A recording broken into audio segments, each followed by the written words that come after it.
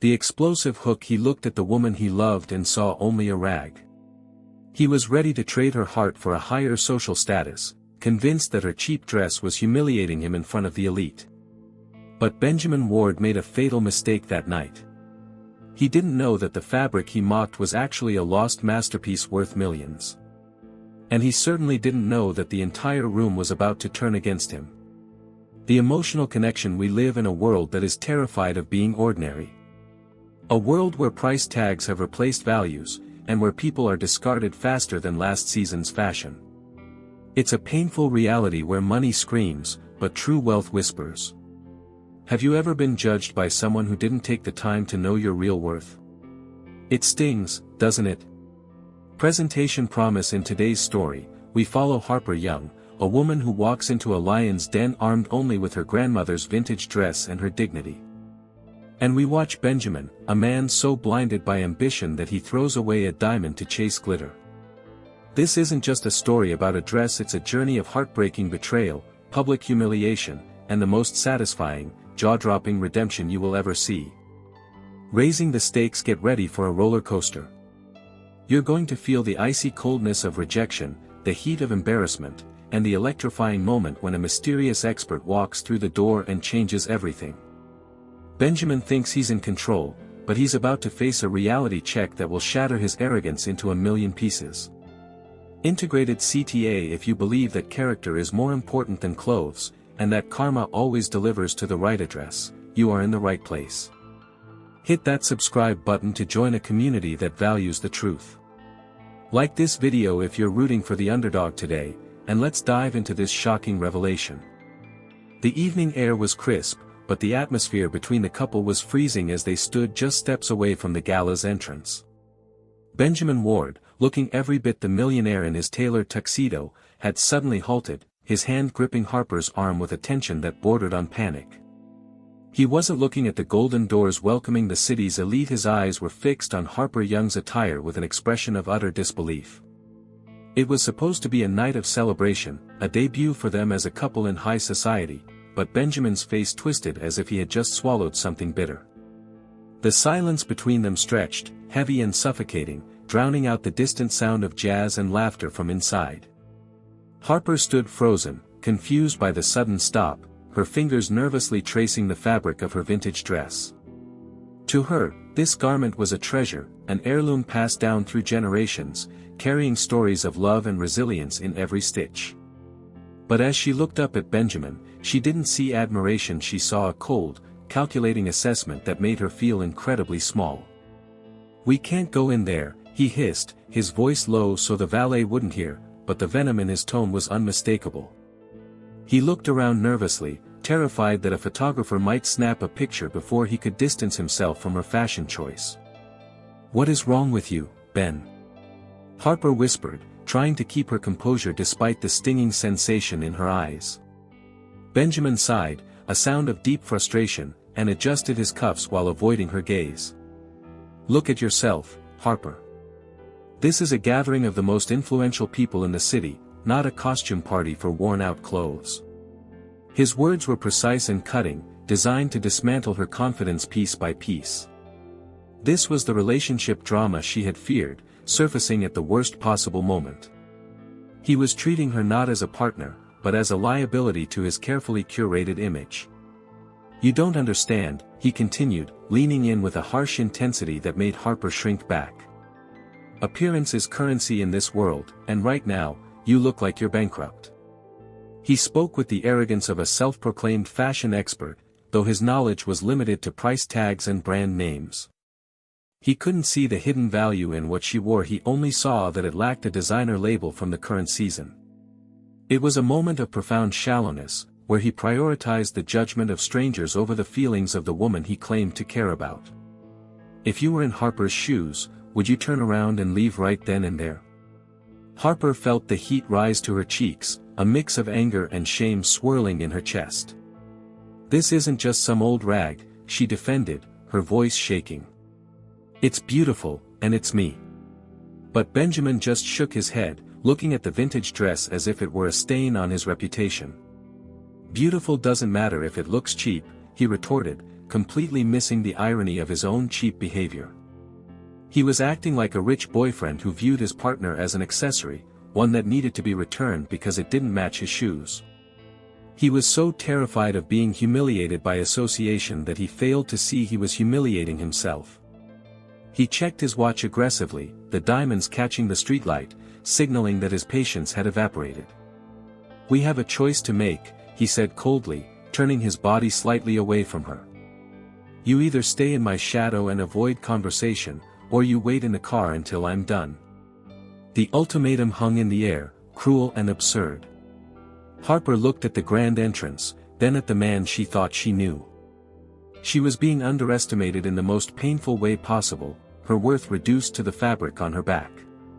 It was a test of character, and Benjamin was failing it spectacularly.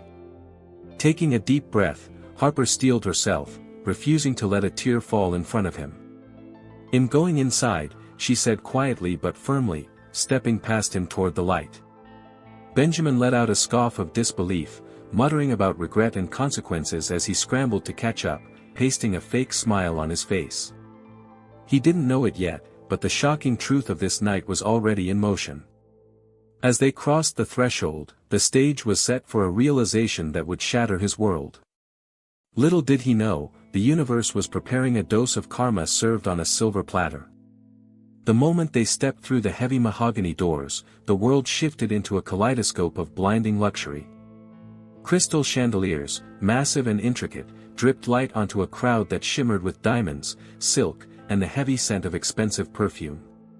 Harper felt an immediate wave of intimidation wash over her everywhere she looked. She saw the latest runway collections, the kind of clothes that cost more than her car. Benjamin, instantly in his element, transformed from the scowling boyfriend into a charming socialite, his smile bright and practiced. He leaned close to Harper's ear, his voice dropping to a whisper that felt more like a lecture than a conversation. "Do you see that man over there?" Benjamin gestured discreetly to a tall figure holding a champagne flute.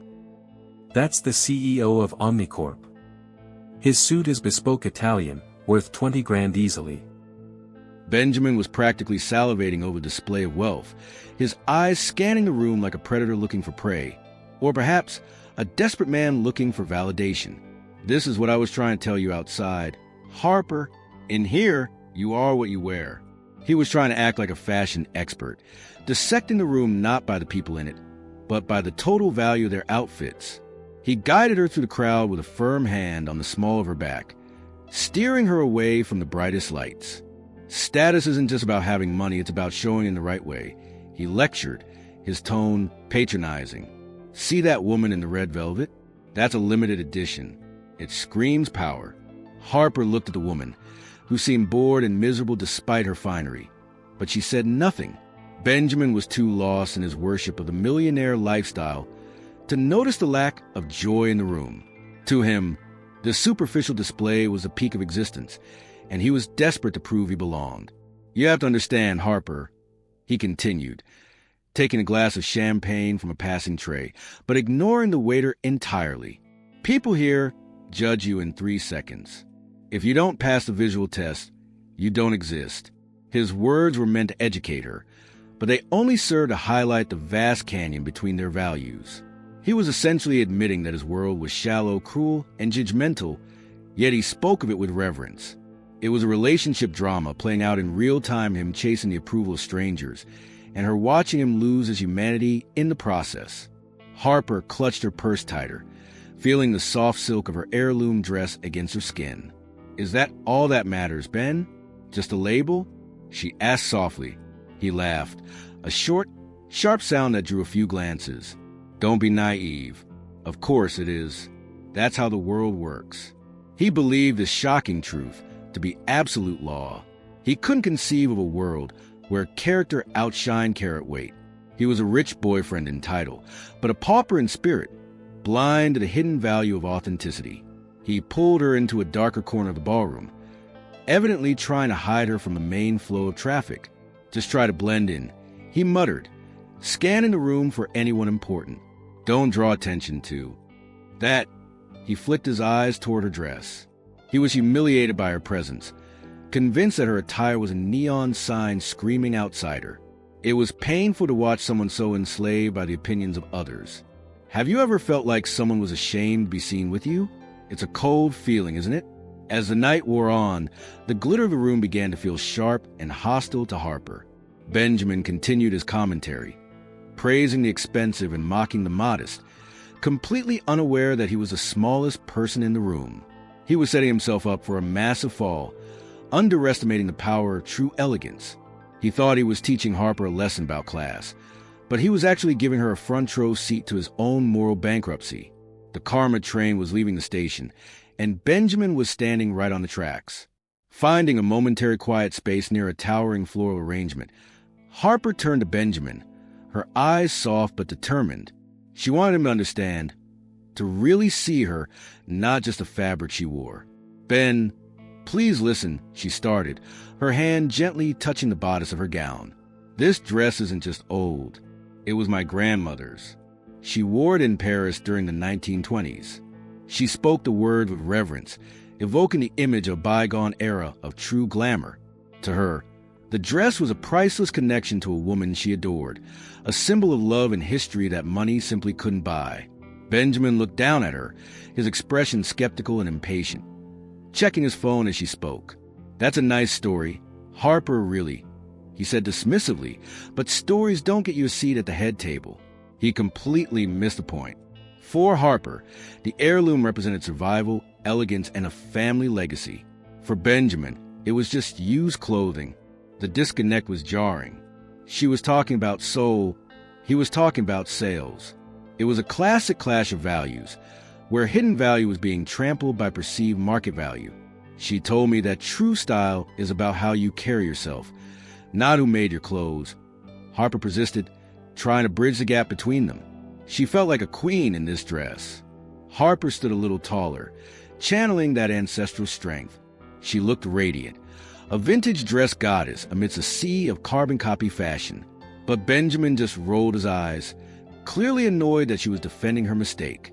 "Your grandmother lived in a different time," he scoffed. "Nowadays, if it's not a recognized brand, it's trash. That's the reality." His callousness was like a physical blow. He was stripping the sentimentality away from her most cherished possession, viewing it through the cynical lens of a millionaire wannabe. "You're holding on to the past," he lectured, "and it's dragging me down." He didn't realize that by rejecting the dress, he was rejecting a part of Harper's soul. This wasn't just relationship drama. It was a fundamental incompatibility. He was showing her that he was incapable of respecting anything that didn't come with a receipt. Harper looked at the intricate beading on her sleeve, remembering how her grandmother's hands used to look. "Some things are worth more than money, Ben," she said, quietly. It was a profound realization that she was voicing, a truth that the entire room seemed to have forgotten. Benjamin let out a harsh laugh. "Tell that to the landlord or the bank. Sentimental value is for people who can't afford the real thing." His words were poison, dripping with the arrogance of someone who has never known true loss or true worth. He was acting like a harsh fashion expert, judging a masterpiece he didn't have the education to understand. "You need to grow up. Harper, stop romanticizing poverty." That word poverty hung in the air between them. He equated her history with poverty, her love with lack. It was a shocking truth about his character that was becoming impossible to ignore. He was so busy trying not to be humiliated that he was becoming a monster. Harper took a step back, realizing that no amount of explaining would make him see. He was blind to the beauty of the vintage dress because his heart was closed to anything that didn't validate his ego. Click the like button if you believe family history is worth more than a designer label. She felt a wave of regret, not for the dress, but for thinking he could ever understand. He was underestimated her resolve, though. She wouldn't let his shallowness tarnish her grandmother's memory.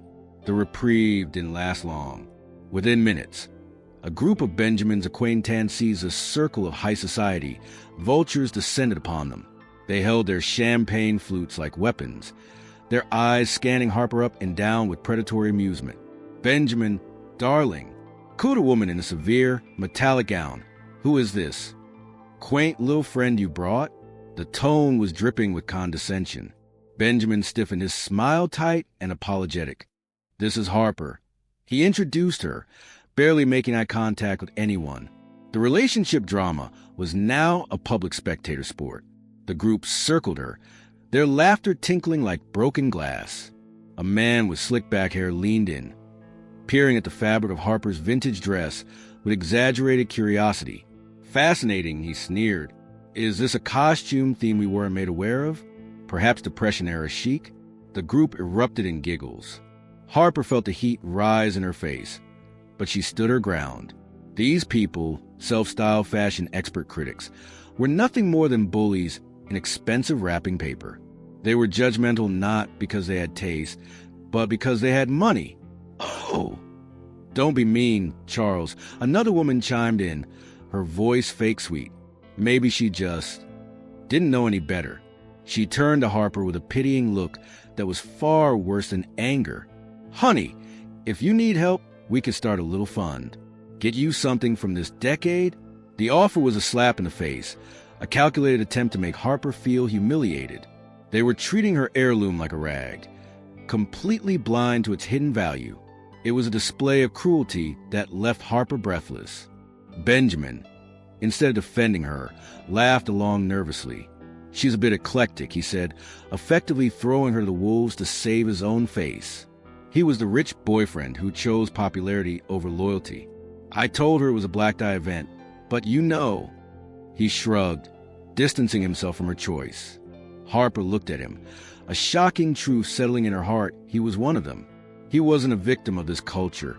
He was an active participant.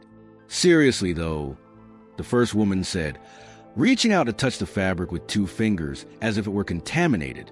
"I have a stylist on speed dial. We can fix this catastrophe before the main dinner." My treat. It was the ultimate insult charity offered as a weapon.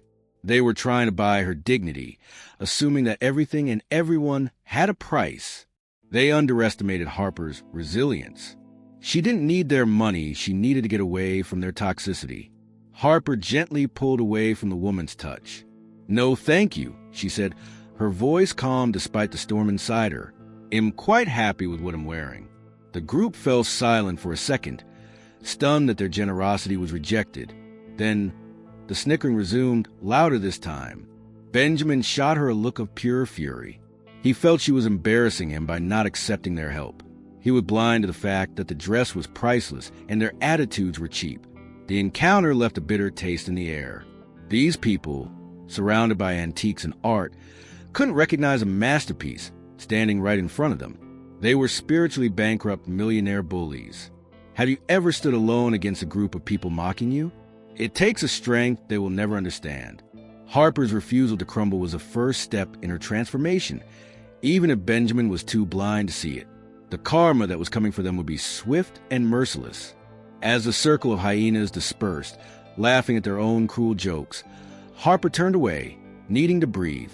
That's when she saw it happen. A young waiter, no older than 20, struggled to navigate the crowded room with a massive tray of hors d'oeuvres. A guest, oblivious and arrogant, backed into him without looking. The tray wobbled, tipped, and crashed to the floor with a deafening clatter of silver and ceramic. A hush fell over the nearby crowd, followed immediately by sighs of annoyance not for the boy, but for the disruption. While the guests stepped back to avoid getting their designer shoes dirty, looking at the mess with disgust, Harper moved. Without hesitation, she knelt down in her vintage dress, right onto the floor. The waiter was red-faced, terrified, his hands shaking as he tried to pick up the scattered appetizers. I'm so sorry," he kept stammering, eyes wide with the fear of losing his job. The elite crowd just watched, their faces masks of judgmental boredom. To them, he was invisible, a utility that had malfunctioned. "It's okay," Harper said softly, her voice cutting through his panic. She began gathering the silverware, her hands moving alongside his. "Accidents happen. Take a breath." The boy looked at her, stunned that a guest, someone wearing what looked like a gown from a movie, was on her knees, helping him. It was a moment of pure humanity amidst a sea of artificiality. Harper wasn't worried about being humiliated. She was worried about the human being in front of her. This act of kindness showcased her true hidden value, A class that cannot be bought. Benjamin, watching from a few feet away, looked horrified. He hissed her name, gesturing frantically for her to get up, but she ignored him. She smiled at the waiter, handing him a napkin. "Don't let them get to you," she whispered. "You're doing a great job." The boy's shoulders relaxed, a look of immense gratitude washing over his face. In that moment, the connection between them was more real than any conversation happening at the gala. It was a heart-touching display of empathy. Around them, the whispers changed tone. Some were shocked, some amused, but Harper didn't care. She stood up, brushing off her skirt, and gave the waiter a reassuring nod as he hurried away.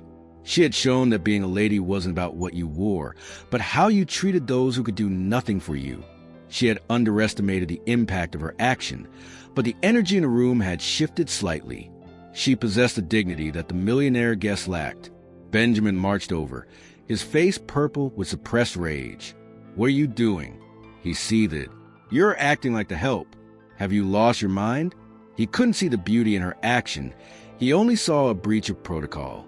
He was a rich boyfriend worried about optics, while she was a woman of substance. If you saw someone drop a tray, be honest, would you help or would you watch? Harper looked at Benjamin, and for the first time, she felt a distinct pity for him. He was trapped in a prison of his own making, unable to connect with anything real. Her heirloom dress might have been old, but her values were timeless. This moment was a catalyst, a step toward her redemption from this toxic relationship. She was beginning to realize that the priceless thing she was looking for wasn't in this room, it was inside her. Benjamin grabbed Harper by the elbow, steering her forcefully toward the exit of the ballroom, away from prying eyes. His grip was hard, fueled by a mixture of embarrassment and fury. Once they were in the semi-privacy of the corridor, he exploded. "Are you trying to ruin me?" he demanded, his voice trembling with rage. "First the dress. Now you're on the floor picking up trash? You are acting like a servant." Harper, the relationship drama had hit its boiling point. He looked at her as if she were a stranger he regretted meeting. "I was helping a human being, Ben," Harper replied, pulling her arm from his grasp. He was terrified, but Benjamin wasn't listening. "He is paid to deal with that. You are here to be my partner, to reflect my status, not to scour the floor." His face was twisted in a scowl, the mask of the charming millionaire completely gone. He felt deeply humiliated, convinced that everyone inside was laughing at him because of her behavior. He was projecting his own insecurities onto her, unable to see her kindness as anything but a social blunder.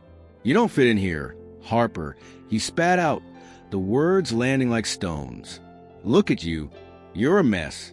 That dress is a joke, and your behavior is embarrassing." He was channeling every ounce of his judgmental nature, trying to make her feel small so he could feel big. He was acting like a cruel fashion expert of life, telling her she didn't make the cut. It was a shocking truth to face. He didn't love her, he loved the idea of a perfect accessory, and she was failing to perform. "I'm giving you one last chance," Benjamin announced, straightening his jacket as if that would straighten out the situation. "I have a friend who lives nearby. She can lend you a proper gown. Go change right now." It wasn't a request, it was a command. Or, he added, his eyes cold, "You can just leave, take an Uber and go home. I can't be seen with you like this anymore." The ultimatum was absolute. Change who you are or get out. Harper stared at him, a cold numbness spreading through her chest. He was asking her to strip off her heirloom, her history, and her dignity, just to please strangers. He was asking her to erase herself. The vintage dress was just a symbol. The real issue was his inability to accept her hidden value. He was underestimated her self-respect. He thought she would crumble, that she would beg for his forgiveness. "You want me to leave?" she asked, her voice barely a whisper. "If I don't change into something expensive?" Benjamin nodded, not sensing the shift in her tone. "Yes, it's about standards, Harper. You either meet them or you don't." He checked his reflection in a hallway mirror, dismissing her emotional pain as an inconvenience. He was a rich boyfriend with a poor soul, ready to discard her for the sake of his reputation. Harper stood there, the weight of his regret looming in the future, though he couldn't see it yet. She was on the precipice of a major decision. Would you stay with someone who gave you an ultimatum like that? She looked at the door, then back at him. He had drawn a line in the sand, expecting her to cross it, but he had forgotten that karma watches everything. The night was far from over, and the tables were about to turn in a way he could never predict. Just as Harper was about to answer, a sudden hush swept through the main ballroom, followed by an excited murmur that rippled out into the corridor. Benjamin's head snapped up, his anger momentarily forgotten. "He's here," he whispered, his eyes lighting up with fanatical gleam. Through the archway, a man entered, an older gentleman with a silver beard, wearing a suit that looked both modern and timeless. It was Julian Thorne, the world's most feared and respected fashion expert and historian. His presence commanded the room. Even the billionaires straightened their ties. "That's Thorne," Benjamin hissed to Harper, grabbing her arm again, but this time in excitement. "He can make or break a reputation with a single glance. If he likes you, you're set for life in this city." Benjamin forgot his ultimatum instantly, his social climbing instincts taking over. He smoothed his hair, checked his teeth, and adopted a posture of desperate subservience. He was ready to court the millionaire influence that Thorne wielded. The entire room seemed to pivot toward this new arrival, a sea of peacocks fanning their feathers to the judge. Thorne walked through the crowd like Moses parting the Red Sea. He looked bored, his sharp eyes dismissing the thousands of dollars of designer were around him with a mere flick of his gaze. He was looking for hidden value, for art, but all he saw was commerce. Benjamin, seizing his chance, pulled Harper, who he had just told to leave along with him, towards the edge of the crowd. "Just stand behind me," he muttered. "Don't say a word. Let me handle this." The hypocrisy was staggering. He wanted to hide her, yet keep her close enough to look like he had a companion. The crowd jostled to get close to Thorne. "Mr. Thorne, a pleasure. Julian, you must see my collection." The sycophancy was thick in the air. Benjamin managed to elbow his way to the front row of the circle forming around the historian. He puffed out his chest, ready to introduce himself as a man of taste. He was completely unaware of the irony. He was a man who had just mocked an heirloom standing next to a man who dedicated his life to preserving history. Thorne stopped a few feet away, looking weary. He adjusted his spectacles, scanning the faces of the desperate socialites. He looked like a man searching for water in a desert, finding only sand. Benjamin prepared his opening line, rehearsing a greeting that would sound sophisticated. He was convinced that his modern, expensive suit would catch the expert's eye. He was underestimated Thorne's ability to see through the facade. Harper, meanwhile, tried to shrink into the background. She felt out of place and exhausted by the relationship drama. She just wanted to go home. She didn't care about this famous historian. She only cared that the man she loved had treated her like garbage. She looked down at her vintage dress, smoothing the fabric for her own comfort, wishing she was anywhere but here. She felt the weight of being judgmental eyes on her all night. But then Thorne's head turned. His gaze, which had been gliding over the crowd with indifference, suddenly stopped. He froze. The room held its breath. Benjamin puffed his chest out further, thinking Thorne was looking at him. "Here we go," Benjamin thought, ready for his moment of glory. But Thorne wasn't looking at the rich boyfriend. He was looking past him. He was looking into the shadows, right at Harper.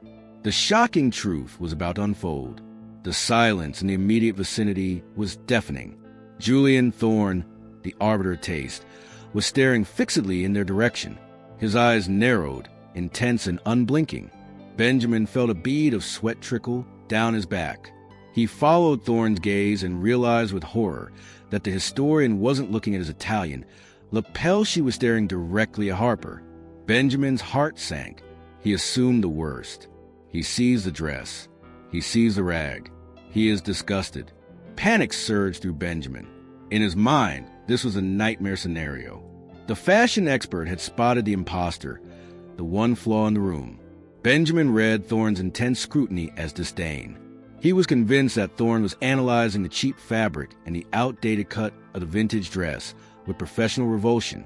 "I knew it," Benjamin thought, his internal monologue screaming. "He's offended by her poverty. I am going to be humiliated in front of the entire city." Thorne took a step forward, his expression unreadable but fierce. He didn't smile. He didn't blink. To a shallow mind like Benjamin's, this intensity could only mean anger. Benjamin stepped slightly to the side, trying to physically distance himself from Harper, creating a visible gap between them. He wanted to signal to the room, "And to Thorne, I am not with her. This is a mistake." It was a cowardly move, a betrayal born of fear and judgmental arrogance. The crowd whispered, "What is he looking at? Is it that girl in the old dress? Oh, dear, she's in for it." The pressure was immense. Harper, feeling the weight of the stare, looked up. She met Thorne's eyes. She didn't see anger, she saw something else, something burning and urgent, but she was too shaken by Benjamin's earlier words to interpret correctly. She felt the familiar sting of being underestimated and judged. She braced herself for another insult, another laugh at her expense. Benjamin couldn't take it anymore. The tension was destroying his composure. He leaned toward Harper, his voice a venomous hiss. "Do you see what you've done? He's staring at you because you look like a disaster." He was projecting his own shame onto the situation, interpreting the hidden value of the moment as a public execution. "You are ruining my reputation just by standing there." He was a rich boyfriend crumbling under the pressure of his own vanity. Thorne took another step, ignoring everyone else. His focus was laser-locked on Harper. Benjamin was now trembling. He had to act. He had to save himself. He couldn't let this heirloom dress drag him down into social oblivion. He made a split-second decision that would define his character forever. He decided to cut the anchor. When the pressure is on, true colors show. What color is Benjamin showing right now? "I can't do this," Benjamin whispered to himself, but loud enough for Harper to hear. He was preparing to throw her under the bus to save his status with the millionaire crowd. He misread the situation so completely that it would become a tragic comedy of errors. He thought he was avoiding karma, but he was actually inviting it in for a front-row seat. The realization of his mistake was minutes away, but for now, he was drowning in his own assumptions. The pressure cooker of the gala, combined with the intense stare of the historian, finally caused Benjamin to snap. He turned to Harper, his face a mask of cold detachment. "That's it. I'm done," he said, his voice loud enough for the nearby guests to hear. It was a calculated move, a public declaration of separation. "I can't be with someone who doesn't respect my world enough to make an effort." The words were like a slap, sharp and final. He was ending their relationship right there, in the middle of the ballroom, to salvage his ego. Harper looked at him, stunned by the sudden cruelty. "Ben, what are you doing?" she asked, her voice trembling. "You're breaking up with me? Here?" Benjamin didn't flinch. "Look around. Harper, you don't belong here. And frankly, if you don't fit in this room, you don't fit in my life." It was the ultimate betrayal. He was discarding her like a seasonal accessory that had gone out of style. The relationship drama had reached its tragic climax. He was choosing his image over her heart. "I need a partner who elevates me, not one who drags me down the bargain bin," he sneered, gesturing vaguely at her vintage dress. "You're holding me back. Go find someone who appreciates. Whatever this is." He waved his hand dismissively at her, as if shooing away a stray dog. The cruelty was breathtaking. He was humiliated by her, yes, but in doing this, he was becoming something truly ugly. He was sacrificing a priceless connection for the approval of strangers who didn't care if he lived or died. The guests nearby, who had been eavesdropping, looked on with mixed expressions, some with pity, others with the same judgmental disdain as Benjamin. Harper felt tears welling up, hot and fast. She had loved him. She had believed in him. And now, he was leaving her stranded in a room full of wolves because of a dress. The shocking truth was that he was weak, a man hollowed out by ambition. "Fine," Harper whispered, her voice gaining a sudden, steel-like strength. "If this world is more important to you than I am, then you can have it." She didn't scream. She didn't beg. She accepted his regret-filled decision with a grace that he couldn't comprehend. She realized she had been underestimating him. She thought he was a good man, but he was just a rich one. There is a difference. Benjamin turned his back on her, adjusting his tie, already scanning the room to see if the fashion expert Thorne had noticed his corrective action. He believed that by dumping her, he was showing the elite that he had standards. He thought he was saving himself. "Goodbye, Harper," he said over his shoulder, cold as ice. How would you describe Benjamin in one word right now? Comment below. He felt a surge of relief, thinking the problem was solved. The anchor was cut. Now, he could float up to the millionaire status he craved. He had no idea that he had just made the biggest mistake of his life. He had just thrown away a diamond to keep a handful of rocks. Karma was watching, and it was about to step in. Harper stood alone for a heartbeat. The space where Benjamin had been now empty and cold. The hum of the party seemed to swell around her, a cacophony of whispers and low laughter. She could feel the eyes on her back, hundreds of them, judging, analyzing, pitying. "Poor thing," she heard a woman murmur. "He really dumped her right there?" Said another. The shame tried to claw at her throat, but Harper took a deep, shuddering breath. She refused to let them see her break. She adjusted the strap of her heirloom dress, lifted her chin, and turned toward the exit. She walked with a slow, deliberate pace. She didn't run. She didn't cover her face. She moved with the elegance of a queen going to the guillotine. Her grandmother had worn this vintage dress in Paris. Amidst artists and dreamers, Harper would not dishonor that memory by slinking away like a criminal. Her dignity was the only thing she had left, and she held on to it like a shield. The hidden value of her character shone brightest in this dark moment. As she passed the groups of tuxedoed men and bejeweled women, the path cleared for her. It wasn't out of respect, but out of awkwardness. No one wanted to catch the contagion of her misfortune. She was the outcast, the rejected lover. But in her silence, there was a power. She was leaving a world that didn't deserve her. Benjamin watched her go from the corner of his eye, feeling a twinge of something, perhaps guilt, perhaps relief, but he quickly stamped it out. He was a rich boyfriend who had upgraded his status by shedding the dead weight. The walk to the door felt like miles. Every click of her heels on the marble floor echoed like a heartbeat. She remembered the relationship drama, the insults, the rag comments. It all hurt, but also clarified everything. She was free from the judgment, free from the constant need to prove she was enough. It was a painful transformation, but a necessary one. She was walking away from a lie. She reached for the heavy brass handle of the main door, ready to step back out into the cold night air, back to reality, back to a life where millionaire status didn't dictate worth.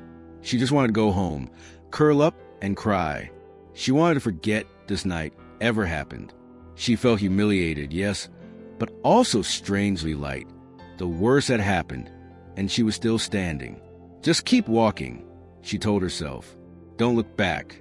She was about to push the door open when a commotion erupted behind her. A loud voice, urgent and commanding, cut through the ambient noise of the party. It wasn't Benjamin. It wasn't a heckler. It was a voice of authority. Harper paused, her hand on the latch. Would you have turned around, or just kept walking? The crowd gasped. The whispers stopped abruptly. Something was happening. Harper froze, her heart pounding against the silk of her bodice. She didn't know it yet, but her exit was about to be canceled. The regret wasn't hers to carry anymore. It was about to be transferred to someone else. Justice was coming down the hallway, and it was moving fast. Wait! Stop! Do not open that door. The voice belonged to Julian Thorne. The elderly fashion expert was moving with a speed that defied his age, practically sprinting across the ballroom floor. He wasn't looking at the guests. He was focused entirely on the retreating figure of Harper. The crowd parted instantly, stunned by the sudden outburst from a usually composed historian. Benjamin, who was standing near the path, smiled, thinking Thorne was rushing over to congratulate him on removing the riffraff. Benjamin stepped forward, hand extended. "Mr. Thorne, I apologize for her. I just handled the..." But he never finished the sentence. Thorne didn't even slow down. He didn't shake Benjamin's hand. Instead, he shoved Benjamin, physically shoved the rich boyfriend aside with a surprising amount of force. "Move, you fool," Thorne barked, not even glancing at him. Benjamin stumbled back. crashing into a waiter, his drink splashing onto his own tuxedo. The room gasped. The millionaire social climber had just been publicly tossed aside like a piece of furniture. Thorne continued his charge, reaching Harper just as she was pushing the door. "My dear, please stop," he panted, placing a gentle hand on the doorframe to block her exit. Harper turned around, startled, her eyes wide with fear. She thought she was in trouble, that perhaps she had broken some rules she didn't know about. "I'm leaving," she stammered, backing away. "I didn't mean to cause a scene." She felt underestimated and scared, expecting another scolding. But Thorne wasn't angry. He was breathless, his eyes shining with an emotion that looked like awe. He looked at Herno. He looked at the vintage dress with a hunger that was purely artistic. "Leaving?" He wheezed. "You cannot leave. You are the only reason this party is worth attending." The words hung in the air, impossible and heavy. Harper blinked, confused. "What?" Benjamin, recovering his balance, stared in horror. "Mr. Thorne?" He called out weakly. "She's just... nobody." She was leaving. Thorne spun around, his eyes blazing with fury as he looked at Benjamin. "Silence!" he roared. The command echoed off the vaulted ceilings. "You possess the eyes of a mole if you think this woman is nobody." The shocking truth was beginning to leak out, and Benjamin's stomach dropped. Thorne turned back to Harper, his demeanor softening instantly. "Child, where did you get this?" He gestured to the gown with trembling hands, hovering them over the fabric without touching it, as if it were a holy relic. This is impossible." Harper looked down at her heirloom. "It was my grandmother's," she whispered. Thorne closed his eyes and let out a long sigh of ecstasy. "I knew it," he whispered. "The lost Chanel of 1924. The room went deadly silent. You could hear a pin drop. The realization hit the crowd like a physical wave. Benjamin stood with his mouth open, his arrogance shattering in real time. He had just dumped a woman wearing a legend. The karma train had arrived, and it was unloading its cargo right on top of him. "Be honest, did your jaw drop just now?" Julian Thorne turned to address the room, his voice trembling with the excitement of a treasure hunter who had just found El Dorado. "Ladies and gentlemen," he announced, his voice carrying to the back of the hall, "you're looking at a ghost." He pointed a shaking finger at Harper's vintage dress. "This isn't just a dress. This is the Midnight Star. It was created by Coco Chanel herself for a Russian countess in 1924. It was believed to be destroyed in the war. It has been lost to history for 80 years. A collective gasp swept through the elite crowd. The guests who had mocked Harper, the women who had offered to buy her a real outfit, now looked at the garment with hungry, greedy eyes. "This," Thorne continued, tracing a line of the embroidery in the air, "is a masterpiece of couture. The beadwork alone is a lost art. There are rubies woven into black. Silk, though, you see how it catches a light?" He looked at Harper with reverence. "My dear, you are wearing a fortune. At auction, this would easily fetch over $5 million. The number hung in the air, $5 million. Benjamin's face went white. He looked at Harper, then at the dress, then back at Harper. He had just called her a charity case.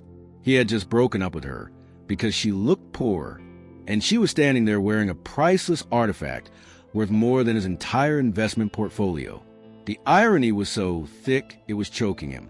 He had been searching for millionaire status, and he'd been holding it in his arms all night, too blind to see it. Harper stood stunned. "Millions?"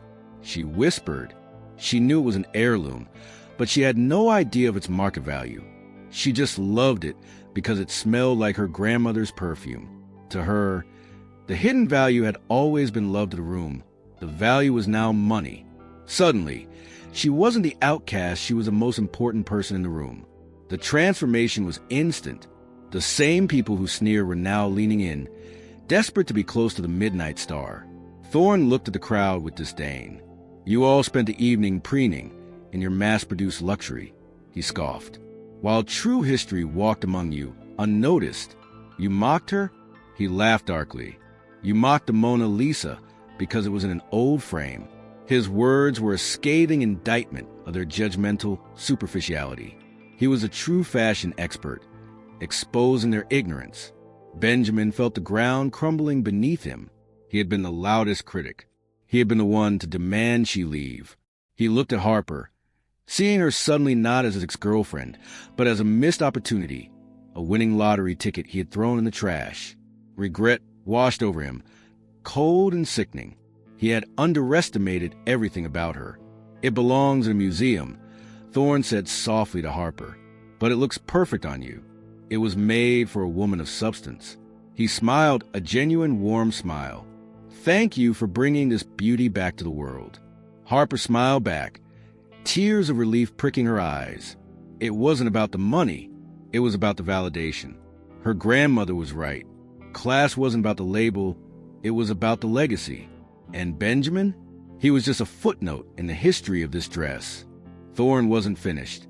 He turned his back to Harper to face the room, shielding her like a guardian. His expression hardened. "I heard whispers when I walked in," he boomed, his voice echoing with authority. "I saw the looks, the snickers." He walked slowly toward the group of friends who had cornered Harper earlier. They shrank back, terrified of his wrath. "You people think you know fashion? You think you know value?" He laughed, a harsh, barking sound. "You know nothing but price tags." He pointed to the woman in the metallic dress who had offered Harper charity. "You wear a dress that 10,000 other women bought this season. It will be in a landfill in 2 years." He then pointed back at Harper. "That dress? That is eternal. That is art. That is the soul of fashion." Thorne was dissecting the millionaire pretenses of the room with surgical precision. "You were so busy judging the book by its cover that you didn't realize you were in the presence of literature." Benjamin stood paralyzed, listening to every word as if it were a sentence being read by a judge. Thorne's eyes found him again. "And you," the historian said, his voice dropping to a dangerous whisper, the young man who was so eager to distance himself. The crowd parted, leaving Benjamin isolated in the spotlight of shame. "You held a diamond in your hand and thought it was glass. That is not a mistake of eyes, boy. That is a mistake of character." The shocking truth of Benjamin's shallowness was now public record. He was being humiliated not by a dress, but by the truth. True elegance, Thorne lectured, is not about shouting, "Look at me." It is about quiet confidence. It is about history. This young lady, he gestured to Harper, has more style in her little finger than this entire room combined. It was a moment of total justice. The underdog was being crowned, and the bully was being dethroned. Harper watched, feeling a strange mix of vindication and sadness. She didn't need them to be scolded to know her worth, but seeing the fashion expert defend her heirloom was deeply healing. She realized that Benjamin's opinion and the opinion of his toxic friends didn't matter. They were blind. They chased trends while she carried a legacy. "Let this be a lesson," Thorne concluded, adjusting his glasses. "Money can buy you clothes. It cannot buy you taste. And it certainly cannot buy you class." He turned back to Harper, offering her his arm. "Would you do me the honor of walking the rest of the gallery with me? I must hear the story of your grandmother." He was treating her like royalty. Benjamin watched them turn away. He was alone in a crowded room. The rich boyfriend persona had shattered. He was just a man who had made a colossal mistake. He had prioritized the wrong things, and now he was paying the price. Karma wasn't just a concept anymore. It was a stinging silence of the room staring at him.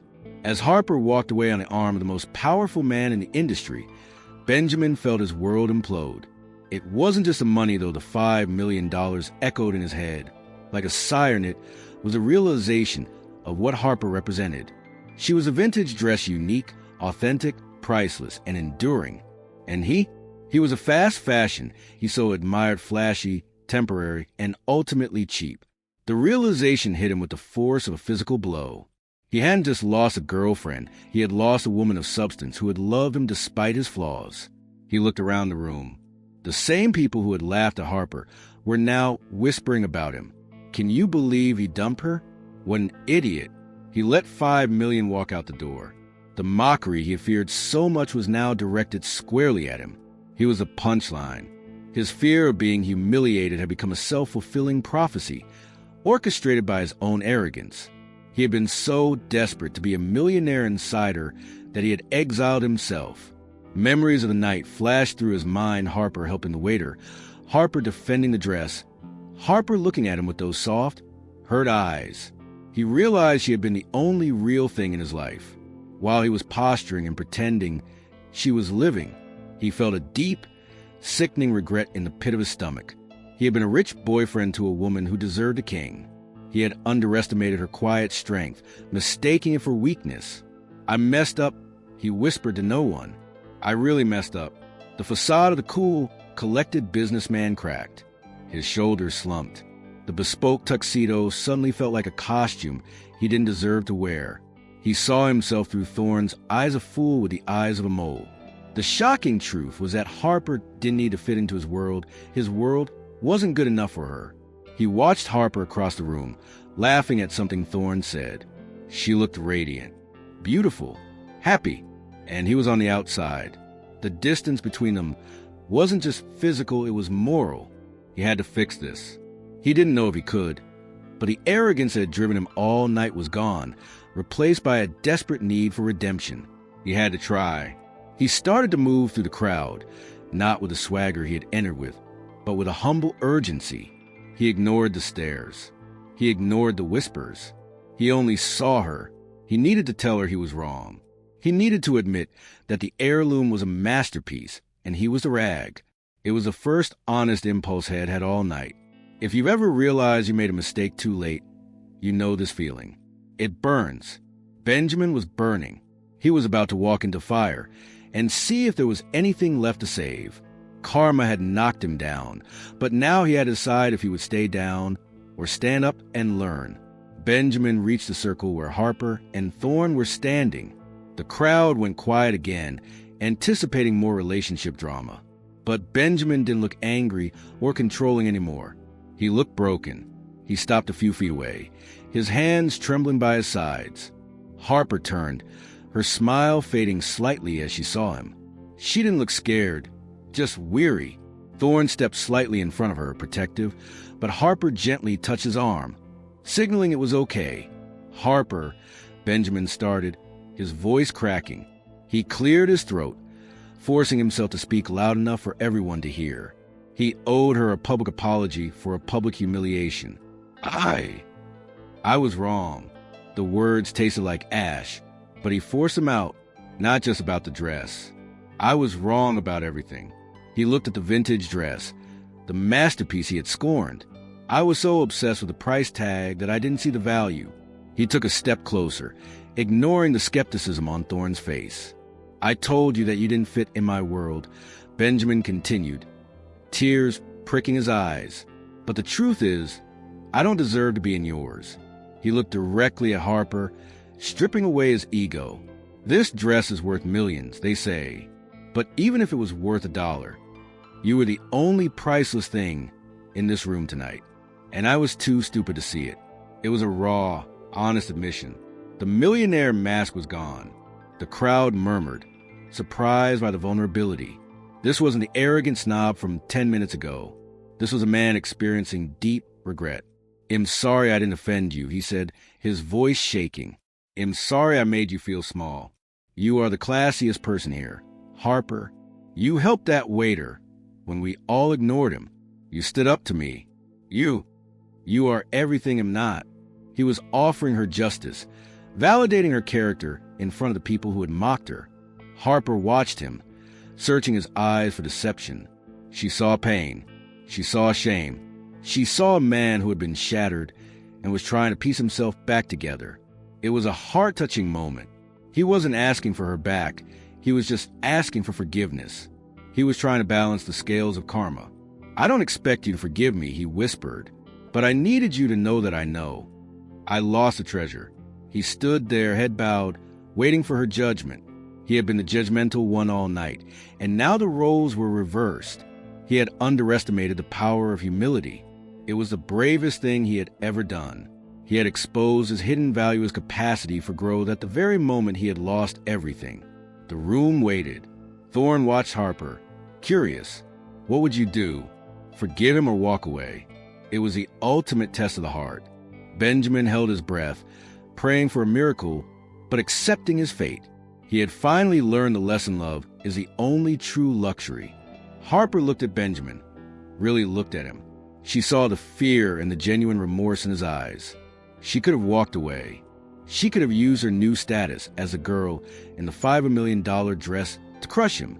But Harper wasn't vengeful. That wasn't her nature. She was the girl who helped the waiter. She walked over to him, the heirloom gown rustling softly, closing the gap he had created. "You really hurt me, Ben," she said softly, her voice carrying the silent room. "You made me feel like I wasn't enough." Benjamin nodded, swallowing hard, unable to speak. "But," she continued, reaching out to take his hand, "I also know that people get lost. You got lost in all this." She gestured to the glittering room. Noise. She wasn't letting him off the hook, but she was offering him a ladder to climb out of the hole he dug. "I don't care about the money, Ben. I never did," she said, her eyes locking onto his. "And I don't care that this dress is worth millions. I care that you see me, not the label, not the status. Just me." It was a powerful statement of self-worth. She was redefining the terms of their relationship. No more rich boyfriend dynamics. It had to be a partnership of equals. Love isn't about labels. It's about loyalty. Benjamin gripped her hand like a lifeline. "I see you, Harper. I swear I see you now." A tear finally escaped his eye. "I want to be the man who deserves you." It was a moment of redemption. He was promising to change, to abandon the superficiality that had almost destroyed them. The relationship drama had evolved into a relationship breakthrough. Harper smiled, a small, tentative smile that lit up the room. "Then let's go," she said. "Let's leave." Benjamin looked confused. "Leave? But you're the star of the night. Thorne loves you." Harper squeezed his hand. "I don't need them to love me. I need us to be real." She turned to Thorne. "Thank you, Julian, for everything. But I think we have a date at a burger joint to get to." Thorne chuckled, bowing his head. "Go, and keep that dress safe, young lady. It suits your soul." As they walked out, hand in hand, the crowd parted again, but this time with genuine respect. They weren't just a millionaire and his date. They were a couple who had survived a storm. Benjamin didn't look at the guests. He only looked at Harper. He had learned the shocking truth about value. He had almost lost the most priceless thing in his life, and he would never make that mistake again. Outside, the air was cold, but the chill between them was gone. Harper pulled her coat over the vintage dress, covering the millions of dollars in silk, but the warmth of the reconciliation kept her cozy. "So," Benjamin asked, opening the car door for her with a newfound gentleness, "fries and a shake?" Harper laughed, the sound pure and free. "Definitely." They drove away from the glitter, leaving the fake world behind for something real. Karma had taught its lesson, and love had won. Benjamin learned the hard way that the most expensive things in life aren't sold in stores. He almost lost a diamond while chasing rhinestones.